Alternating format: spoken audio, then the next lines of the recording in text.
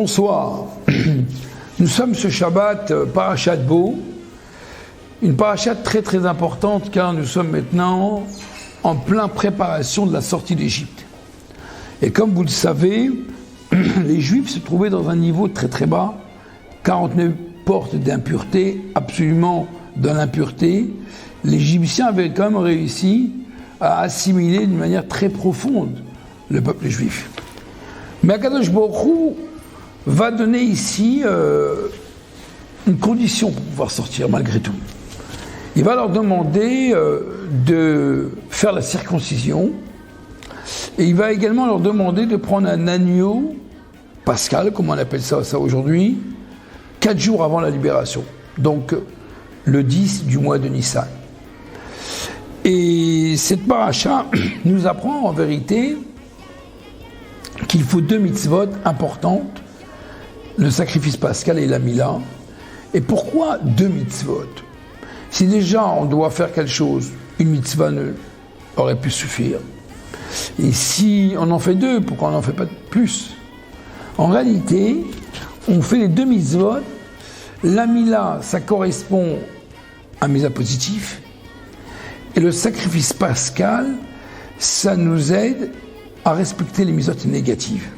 Comme vous le savez, le peuple juif était idolâtre, plongé dans l'impureté. Et dans ces cas-là, le fait de prendre un agneau, sacrifice pascal, était l'idole de l'Égypte. Eh bien, c'est vraiment se dégager totalement, s'éloigner absolument de l'esclavage, de l'idolâtrie plutôt de l'Égypte. C'est-à-dire qu'en d'autres termes, si c'était quelque chose qui était très important pour les Égyptiens, eh bien le fait que les Juifs le font avant de sortir d'Égypte, c'est que c'est réellement qu'ils étaient capables de faire quelque chose de particulier. Et la Torah nous apprend ici quelque chose de très intéressant, c'est égorger l'idolâtrie que nous avons en nous. Il ne suffit pas seulement de dire oui, non, c'est bon, je ne le fais plus, mais en vérité de prendre le sacrifice pascal et de l'offrir à qui? À Akadosh Baruch Hu, puisque le 14 au soir, nous allons l'égorger, le consumer, et ensuite nous allons sortir d'Égypte. La Mila, la circoncision, symbolise l'alliance que nous avons eue avec Dieu, avec Abraham Avinu et toutes les générations futures. Et là, à un moment, les Juifs, malheureusement, ont cessé ou n'ont pas pu la faire. Et bien là, à ce moment-là, pour pouvoir sortir, il fallait la Mila également. La question peut se poser également, pourquoi spécialement ces 2 mitzvot? Pourquoi cette condition importante sine qua non pour pouvoir sortir d'Égypte? Pourquoi ne pas être d'autres mitzvot? En vérité, il faut savoir que quand est-ce que réellement je peux savoir que je fais des choses et que je le fais au-delà de moi-même avec un effort particulier? Eh bien, en vérité, la Mila, c'est l'alliance avec Dieu.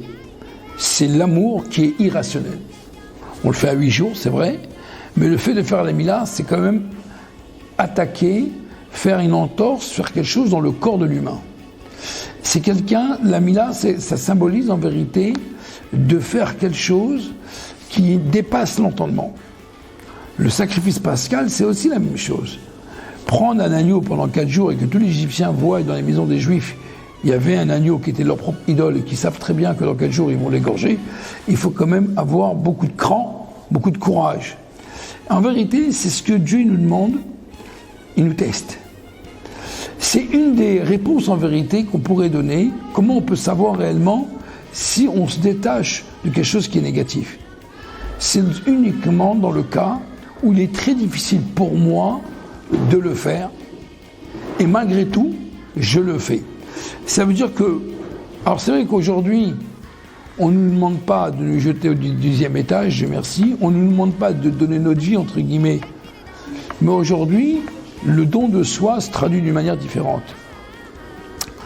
Parfois, nous voyons nos frères juifs qui sont éloignés du judaïsme, eh bien la Torah nous dit qu'il faut prendre conscience de l'importance d'aller voir ces juifs-là et ne pas se désespérer. Ça va demander un effort. Sortir de chez soi parfois quand il fait froid, prendre du temps de son travail, de son gain-pain, de sa famille, eh bien ça c'est déjà un don de soi. Parce que dans l'absolu, l'être humain, il n'a pas trop envie de s'embêter pour l'autre. Il est bien lui-même et c'est parfait. Ou même s'il va faire parfois quelque chose de bien pour l'autre, c'est uniquement pour se donner bonne conscience. Mais le judaïsme veut que cette partie d'aider autrui fait partie intégrante de moi-même. Ça me bouscule, ça me fait totalement changer. Les Juifs, ils ont fait la Mila et le sacrifice pascal, ça les a bousculés totalement. Ça les a totalement bousculés, ça les a totalement chamboulé leur mode de vie. Et en vérité, c'est ça qui fait, de la même manière que c'était ça qui nous a fait sortir d'Égypte, c'est ça qui va nous faire sortir également de l'exil que nous vivons aujourd'hui. Notre attachement parfois, être addict à certaines choses, font que malheureusement, on est des robots, on n'est pas des êtres humains réfléchissant, qu'est-ce qui est bien, qu'est-ce qui est moins bien. De la même manière, on doit sortir, montrer l'effort. Nous savons très bien que le plus important dans la vie, dans le judaïsme, une des choses très importantes, c'est l'effort. Celui qui, comme la Gemara dit, celui qui révise 100 fois, c'est comme quelqu'un qui n'est pas un serviteur de Dieu. Quand il révise 101 fois, il est appelé un serviteur de Dieu. C'est une fois de plus, après tout. Mais cette fois de plus, il a dépassé, la sortie de lui-même.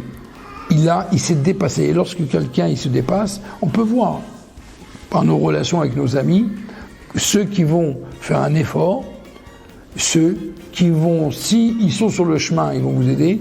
S'ils ne sont pas sur le chemin, ils ne vont pas tellement vous aider.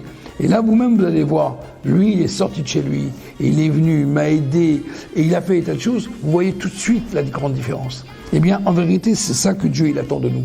Dieu, il attend de nous l'effort. Et la sortie d'Égypte, la vérité, c'est ça qui a permis au peuple juif de sortir d'Égypte. C'est grâce au fait que le peuple juif, il a fait l'effort.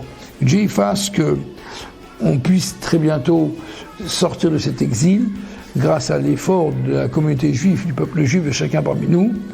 Et je profite à cette occasion, demain soir, au Beit Rabbah à Montrouge, au 132 avenue Henri Genoux, il y aura une conférence de l'historien M. Israël Goldberg sur la terre d'Israël et le mouvement Lubavitch.